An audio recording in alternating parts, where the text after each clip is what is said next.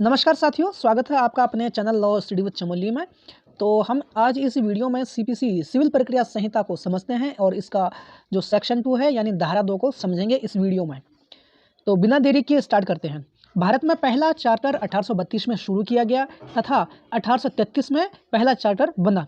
CPC सबसे पहले 1889 में लागू हुआ, इसके बाद 1877 में और 1882 में। 1882 को रिप्लेस करके सीपीसी 1908 आया और इनैक्टमेंट 21 मार्च 1908 है और इन्फोर्समेंट जो है इसका 1 जन 1909 है। एक्ट नंबर 5 ऑफ 1908 है, इसके पार्ट 11 है और सेक्शन 158 है। स्केड्यूल अनुसूची 1 है और ऑर्डर 51 है।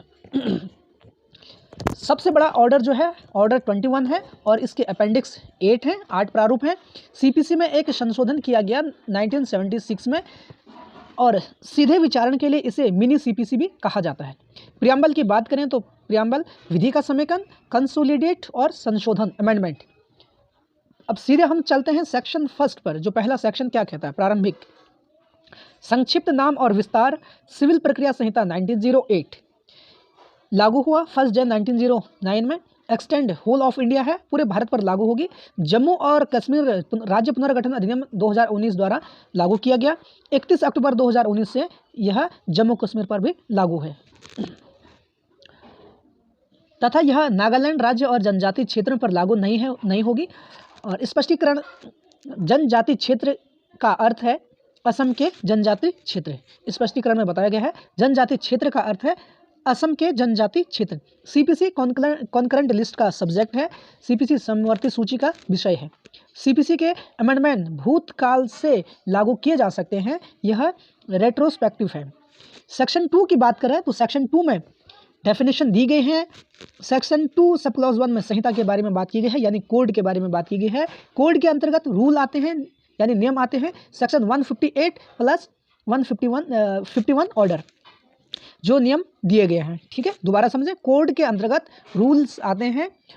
सेक्शन 158 प्लस 51 ऑर्डर में जो नियम दिए गए हैं। सेक्शन 218 में रूल्स के बारे में बताया गया है। जो संहिता ने क्या है, जो कोड ने शेड्यूल 1 में दिए गए हैं तथा जो हाई कोर्ट ने दिए हैं वो क्या हैं, रूल्स हैं, नियम हैं। निर्णय की बात करें 29 में डिफाइन है। जजमेंट यानी 29 में डिफाइन है। न्यायाधीश द्वारा डिक्री या आदेश का आधार का कथन निर्णय कहलाता है, जजमेंट कहलाता है। हर न्यायालय के निर्णय में शिवाय लघु न्यायालय के 4 एलिमेंट होते हैं। वाद का संक्षिप्त विवरण, प्लेंट एंड रिटर्न स्टेटमेंट। दूसरा, निस्तारण के बिंदु, उन पर निर्णय और कारण। स्मॉल कॉज कोर्ट के वाद के निर्णय में वाद बिंदु होते हैं और उन पर निर्णय होता है। डिक्री के आधारों का कोई कथन नहीं होता किंतु निर्णय पर आधार होते हैं।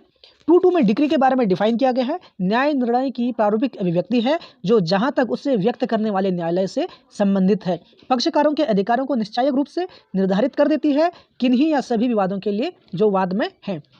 देखिए, डिक्री का प्रारूप है अपेंडिक्स डी में दिया गया है। यहाँ पर हम अब बात करते हैं न्याय निर्णयन। यह न्याय निर्णयन का अर्थ है न्यायिक अवधारणा होना चाहिए। तकनीकी या प्रशासनिक आदेश डिक्री नहीं है। डिक्री केवल सिविल न्यायालय द्वारा पारित की जाती है। फोरम तथा ट्रिब्यूनल के आदेश डिक्री नहीं है। लीला होटल्स वर्सेस हाउसिंग डेवलपमेंट का एक केस है। इसमें डिक्री की भांति लागू किया जाता है। अवार्ड, डिक्री सदा वाद में पारित होती है। वाद सीपीसी में परिभाषित नहीं है किंतु सीपीसी की धारा 26 प्रावधान करती है। वादपत्र पर आने पर शुरू होती है और कार्यवाही वादपत्र लागू नहीं हुई तो इसका निर्णय डिक्री नहीं है। दोबारा समझें, डिक्री सदा वाद में पारित होती है। वाद जो है सीपीसी में परिभाषित नहीं है किंतु जो सीपीसी है, सीपीसी का सेक्शन 26 प्रोविजन जो प्रावधान करती है, वादपत्र पर आने पर शुरू होती है। यदि कार्यवाही वादपत्र लागू नहीं हुई तो इसका निर्णय डिक्री नहीं है। फिर रिट जो है डिक्री नहीं है। यदि किसी विधि में वादपत्र को अन्य नाम से जाना जाता है तो वह कार्यवाही भी वाद है तथा उसका निर्णय भी क्या है, डिक्री है। पक्षकारों के अधिकारों का निर्धारण। डिक्री में पक्षकारों के अधिकार विनिश्चित किए जाते हैं और अधिकारों का अर्थ सारवान है। अधिकार का निर्णय निश्चायक होना चाहिए। निश्चायक का अर्थ है ऐसे अंतिम प्रकृति का होना चाहिए। यद्यपि कुछ आदेशों में भी पक्षकारों के अधिकारों का निश्चायक करते हैं, इसलिए वह डिक्री नहीं है। निर्णय को प्रारूपिक रूप से अभिव्यक्त किया जाता है। डिक्री में विहित रूप से अभिव्यक्त किया जाता है। ठीक है, ये आ गया होगा आपको समझ। और फिर हम बात करते हैं डिक्री के प्रकार, टाइप्स ऑफ डिक्री।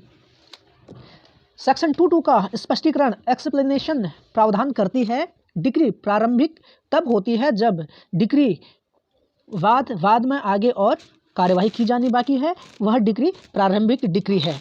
ठीक है, समझ आ गया होगा। ये कह रहा है कि डिक्री प्रारंभिक तब होती है जब डिक्री बाद में आगे जो डिक्री है, बाद में कुछ आगे कुछ कार्यवाही की जानी बाकी है, वह डिक्री प्रारंभिक डिक्री है।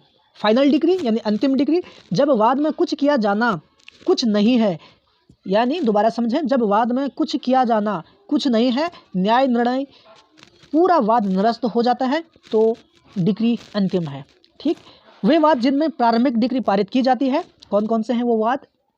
जैसे कब्जे अंतरकालीन लाभों के वाद ऑर्डर 20 रूल 12, एडमिनिस्ट्रेटिव वादों में जो प्रशासनिक वादों में ऑर्डर 20 रूल 30, हक सुफा ऑर्डर 20 रूल 14, भागीदारी विखंडन वाद जो है ऑर्डर 20 रूल 15 में है, और मालिक अभिकर्ता के बीच वाद ऑर्डर 20 रूल 16, विभाजन व कब्जे हेतु वाद ऑर्डर 20 रूल 18, बंधक का विमोचन का वाद ऑर्डर 30 रूल 7, पूर्वाबंध के लिए वाद जो है ऑर्डर 32 रूल 2, बंधक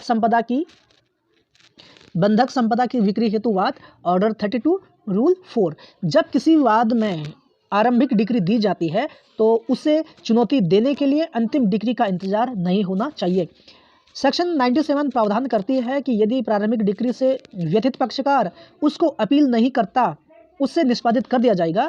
उसके अपील करने से अंतिम डिक्री के विरुद्ध की गई अपील में विवाद करने से प्रभावित रहेगा। अब हम यहाँ पर बात करते हैं डीम्ड डिक्री, किसी डिक्री मानी गई है। सेक्शन 2 का 2 प्रावधान करती है निम्न को डिक्री माना गई है, यानी डिक्री माना गया। क्या माना गया है? वाद पत्र का नामंजूर किया जाना ऑर्डर 7 रूल 11, सेक्शन 144 में किसी प्रश्न का निर्धारण, पक्षकारों का पुनर्स्थापन, प्रत्याख्यान। डिक्री क्या नहीं है? डिक्री नहीं है व्यतिक्रम के लिए वाद का खारिज किया जाना, कोई न्याय निर्णय जिसकी अपील होती है आदेशों की भांति, वो क्या है? डिक्री नहीं है। अब हम यहाँ पर बात करेंगे डिक्री के प्रकार, गुण दोषों के आधार पर पारित डिक्री। ठीक, जब डिक्री दोनों पक्षों की सुनवाई के बाद पारित की गई हो तो वो क्या है? गुण दोषों के आधार पर पारित डिक्री है।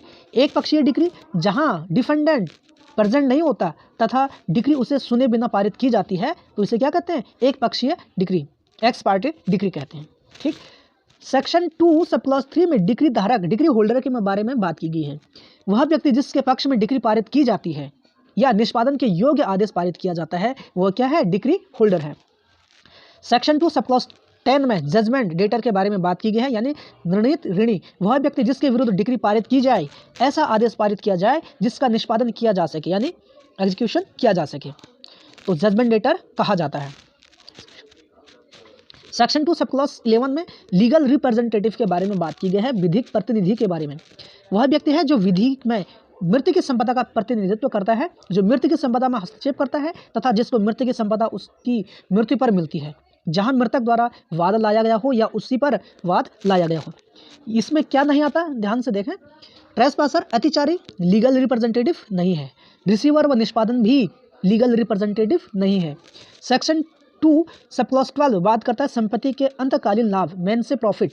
वे लाभ हैं जो संपत्ति के सदोष कब्जेदारी को वास्तविक रूप से प्राप्त हुई हो या सम्यक तत्परता से प्राप्त कर सकता था, ऐसे लाभों के साथ ब्याज के साथ, किंतु शामिल नहीं है। क्या शामिल नहीं है? सदोष कब्जेदारी द्वारा संपत्ति में की गई अभिवृद्धि। क्या शामिल नहीं है इसमें? किंतु शामिल नहीं है सदोष कब्जेदारी द्वारा संपत्ति में की गई अभिवृद्धि, इंप्रूवमेंट इसमें इंक्लूड नहीं है। फिर हम आगे इसमें बात करते हैं जंगम संपत्ति, मूवेबल प्रॉपर्टी। सेक्शन 213 में बात की गई है जंगम संपत्ति की। जंगम संपत्ति में आती हैं उगती हुई फसलें। सेक्शन 214 में ऑर्डर के बारे में बात की गई है। ऑर्डर न्यायालय के न्याय निर्णय की प्रारंभिक प्रवृत्ति है जो डिक्री नहीं है। तो इस वीडियो में इतना ही। नेक्स्ट वीडियो में हम डिस्कस करेंगे आगे का पार्ट, सेक्शन 2।